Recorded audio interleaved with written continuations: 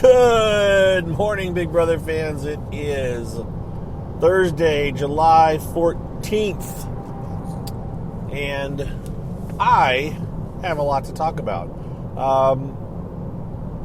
I wouldn't probably have had a lot to talk about, except for things kind of changed overnight, late last night.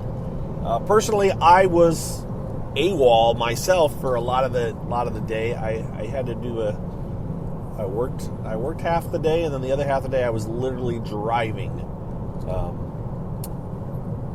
for 8 hours, I think, roughly. I was helping my dad with something, and we actually drove I drove like 600 miles or something, so I wasn't able to pay super close attention to what the heck was going on. And I'm not kidding you. I listened and out of the corner of my eye kind of paid attention to the episode very late last night. The last 45 minutes of my drive home, I just threw it up on my phone, and I was being careful, and it was 1 a.m. at this point, or close to 1 a.m. when I got home. But that's what I kind of okay, what happened in tonight's episode? How did they show it? Because I had seen it reported that it made Monty out to look like he was a bit more responsible for Taylor's situation than we had initially thought, and at least he was painted that way. As it's kind of the way they made it. Our interpretation of Taylor's situation and the way CBS presented it are a bit different, to say the least. And so Monty certainly comes out as being very aggressively anti-Taylor because she had told and implicated him. And then, of course, Paloma said that he was lying, or she was lying, which she really wasn't. But it's that game of telephone where things aren't exact and no one's ever going to admit that, yes, I was talking about you behind your back, kind of a thing. So, anyways, hopefully you've seen the episode. I don't need to dwell on that. You've already heard me talk about it. So let's carry on and move on, because I just want to really cover what we don't know right now. So, the feeds weren't super active yesterday as far as there was stuff going on, but there wasn't any. I don't think Taylor was on the road to saving herself. She's definitely talking to people and stuff, but I really didn't think she was going to have the votes. I think the House has pretty much decided we're voting Taylor out. If that's what the options are tomorrow night, we're voting out Taylor. Of course, the backstage thing is still iffy. We're not sure what's going on. And I have speculated a couple of different ways that it could work. At first I thought, if we assume Brittany wins safety for the voting, then it's between Paloma and Alyssa, maybe to be a third nominee or something, or maybe they would replace one of the nominees. We just weren't sure, or one of them might replace. We just don't know. We still really don't know what the plan is. But people that want Taylor to not go because they feel she's gotten a really raw deal, are trying to figure out ways that Paloma could go in her place, or Alyssa. I just think that Paloma would be the more likely one. All right, so all that going on. Still thought that it was likely that Taylor was going to be the one to go tonight. But Paloma, who I've talked about, has been a bit erratic, a bit, just, I don't know. Knowing what we know now, you don't want to throw too many aspersions her way. But point is, she's being very erratic, very, very, some would say irrational in talking. The way she would talk about things, she just seemed to be stream of consciousness, just kind of all over the place. Sleep deprived, with someone thinking. Others were thinking. I was saying, super ADD. Others were saying other things. Just all kinds of things were being thrown around. None of us have a way for knowing for sure, but it was clear to a lot of us, like, how did she get on the show when she's kind of having a mini, what we would consider, or what I would consider a bit of a mini meltdown live on the feeds. All right. She wasn't around much on the feeds yesterday. And while I'm watching the show, while I'm driving home, all of a sudden, apparently, the feeds shut off at like 8:40, 40, 41, 42, 45, somewhere in that range. Obviously not critical.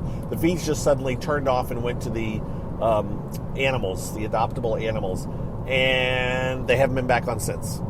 Now, Hamster Watch, Dingo, in the past few years, I don't know when she got her connection, but at some point she did get an inside source who's given her some information the last few years. I would imagine that someone at production likes her. She is very fairly even-handed in her reporting. She doesn't get too, she doesn't look to, go too outside the bounds. She doesn't kiss Big Brother's butt though as well, which is respectable. But she has some contact within production, and according to her, somebody let her know that Alyssa is no longer on the show.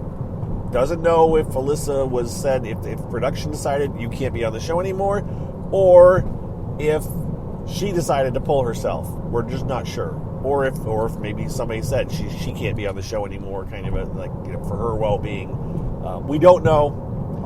We may not know, other than we may know she's no longer on the show. As others and would point out, and I would point out, when you get into medical reasons for people leaving, there are privacy laws, and they can't necessarily say why if someone is removed for medical reasons, they can't necessarily reveal that because of privacy concerns. So they may just have to dance around the topic. They may also just say that she broke the rules when she started promising people to give them some of the winnings that she was going to win, because she was saying, I'm going to win, and when I do that, I will invest in all of you, and da-da-da. She kept getting told you can't do that, and she did kind of keep doing it in some ways. But it would seem odd, because she had kind of toned that down a lot in the last couple of days. So we're just not sure. We'll find out.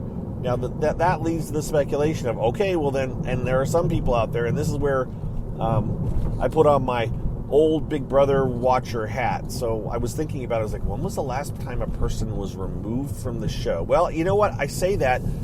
Evil Dick actually was probably the last one, I think, that left the show. When he got his AIDS diagnosis, his HIV diagnosis, he removed himself from the show, and we didn't know why, and he didn't tell us why. I guess that would have been it. And I forgot about that one.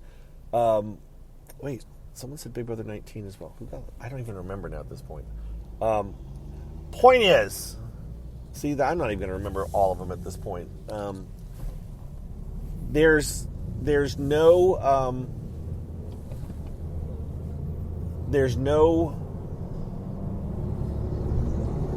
reason to expect that Taylor will suddenly not be nominated, that Taylor and Terrence will get off the block tonight if Paloma was removed. If they do that, that will be the first time they've ever done something like that.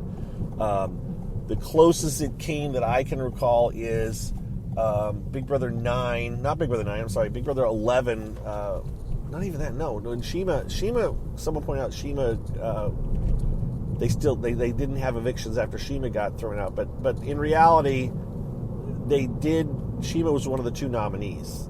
And so they basically just said, well, she's gone. Well, one of the two nominees is gone. All right, we'll call it a day, kind of a thing. Then there's been other seasons where people have been, when Justin was thrown out, I think was Mike the guy in Big Brother 4. When they left, they weren't nominated, if there were nominees, they stayed nominees. Maybe the nominees hadn't been made yet, but they didn't alter. Nobody that was currently nominated was saved from the block, except for, like I said, the case with Shima, where the other person that was nominated against her was Natalie. Obviously got saved because she never had to go up in front of the vote. I don't think they're going to save Taylor and Terrence tonight that way. Now, my speculation was that, well, maybe they will have a vote. Maybe they'll do whatever they were going to do with the backstage pass. So maybe if Brittany got saved by the vote, then it would have been Alyssa and Paloma, and maybe they'll say, these are the two, Alyssa and Paloma would compete to do so. I don't know how they're going to do this, but they may wrangle away that suddenly Paloma is the third option, and they just by default say, well, Paloma and Paloma's gone because she would have been one of the three nominees. Or one of the two nominees. Somehow Paloma or Paloma's spot ends up on the block, and they go like, well, since she's gone, we'll just call it a day, and Paloma's gone, and now we're back to that's how we're going to clean the plate. But I'm just totally speculating, and I don't have a way to know any of this for sure. I'm going to pause this for half a second, and I'll be right back. Hang on. Okay, I had to glance back. It was Ant-Man is a Wikipedia of knowledge of Big Brother history and stuff, and he was the one who had tweeted at me when I had said that they've never really changed the outcome of nominations, evictions, because of someone getting pulled or kicked off the show. And he spoke to he says, you're right, even though there was the one season, Big Brother 9, and he actually it's a typo, he had Big Brother 19, that's what threw me. It was Big Brother 9, which is when Neil, they had an eviction. It was a couple season, and Neil was one of the Neil and Sharon, I think it was Neil and Sharon, they got voted out. No, sorry, not Neil. Neil, I think Sharon and Jacob got voted out, and then Neil walked. It might even be Jacob, but these names are, sorry. Sharon is the important name in all of this, because the person who, Neil's partner, may have been Jacob, Neil left for family reasons. And then one of the ones, we really didn't know why. It was just like, Neil's off the show. So that's it. So Neil left the show, and Evil Dick left the show. In both those cases, we weren't told why. We had to speculate. I mean, Evil Dick revealed years later it was because he tested HIV positive, but it was several years before he revealed that. So it could same thing could happen with Paloma. We just won't know. She's no longer on the show, especially if it's something medical or something they want to keep private. So I don't think we found out with Neil that something happened with his family and he just needed to go. Like a family member was really ill or something, and he chose to leave the show because of that. In that case, they actually brought back Sharon, who lasted quite a while, because she had just been evicted and really had not been released to the public yet. And it all happened, I think, before the show started. Before the show started airing, I guess I should say that initial few days. So it was all kind of like bam, bam, bam. But Sharon was not kicked off the show. Sharon was voted out, but they brought her back in. So, and that was a case where somebody left, but there had not even been any nominations. It was actually just almost right after some initial evictions. All right, so again, I don't know what's going to happen tonight. I don't know how they're going to present it tonight. I really don't think, as much as people want this to be the magical way that Taylor is saved, I don't think they're going to just wipe the slate clean. It would go against everything they've ever done before. And as much as everyone thinks that this year is different than something else, it's like, you know what, they're fairly consistent on this. And Allison's been around since all of those have happened. So I wouldn't expect them to change things up. I'm sure they're doing some furious editing. I don't know if they're going to show Paloma. So when we saw the show last night, Paloma was still in the house. Now, they were working it sounds like they were working like maybe she was going to go, but she technically was still in the house when the show aired. And the edit would have already been done. I just don't know how much they're going to show of Paloma after this has happened. If they're going to edit her right out, or if they're going to show the leading up to it. They're going to show the post POV tears and the hugging and the crying and all of that, or if they're going to just, be done and not have her on tonight's show at all and just say she's no longer on the show. I don't know. And then there's others, by the way, that are saying this is the end of Big Brother. They're done. This is just horrible. This is the last season. Yeah, know what, folks? Don't believe it. It's still a cash cow for them. This press will get more attention. I just don't think it is. I think they will figure out a way to keep going. Now, they may eventually decide to try to cut off the live feeds and see if they can manage a season with no live feeds and TV only. But I don't think this means it's the end of Big Brother. And the other thing to note, I was watching it last night. I was watching the Power Veto competition, and I was like, oh my God, it looks so stupid. It looks so.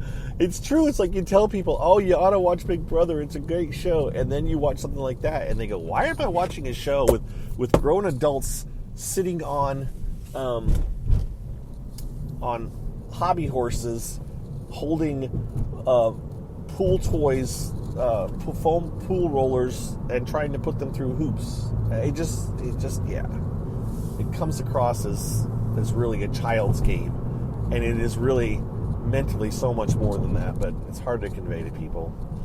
All right, with that said, I think I'm going to kind of try to wrap things up here. I've said a whole lot of I don't knows and I'm not sures, but in the end, I hope you guys have a better sense of what's going on. I don't think it'll be interesting to watch tonight. I doubt the feeds come back today. It'll be interesting if they suddenly do, but I really doubt they will keep them off until after tonight's eviction episode. So we'll see. We'll see. Yeah, that's what I got. I do want to. So let me wrap this up now. Again, with my thank you to everyone for listening. For number wise, by the way, I have been averaging about 1,000 downloads a day.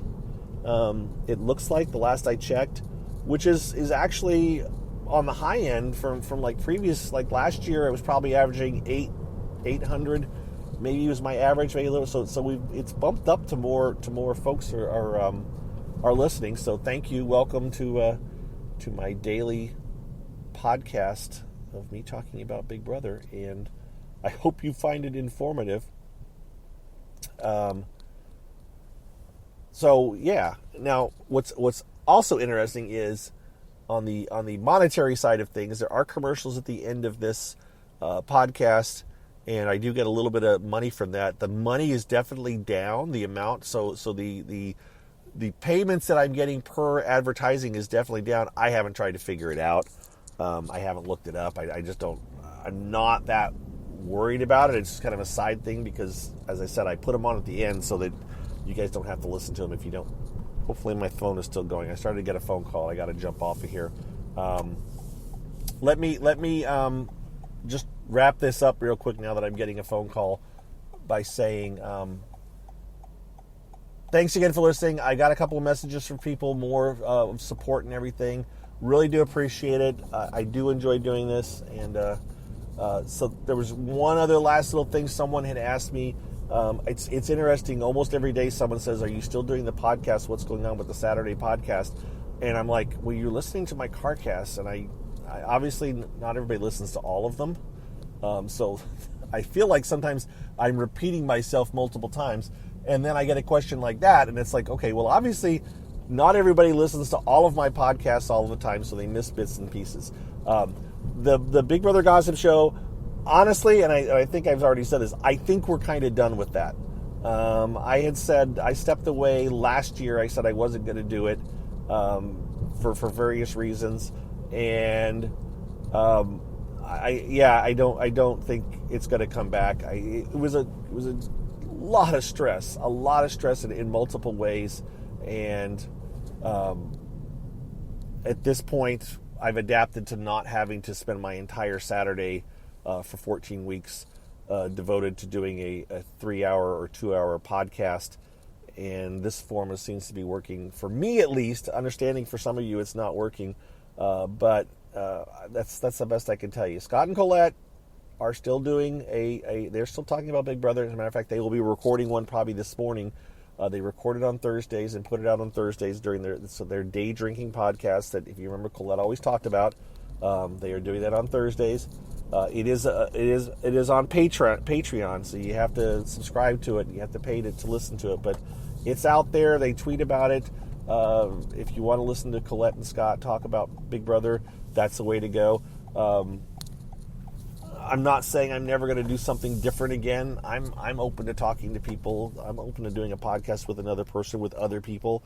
I'm just not actively going to be looking to do that. If some podcast called me and said, "Hey, would you come on and talk today?" Sure, I'll go talk to some people. I'll do that if I can make it work.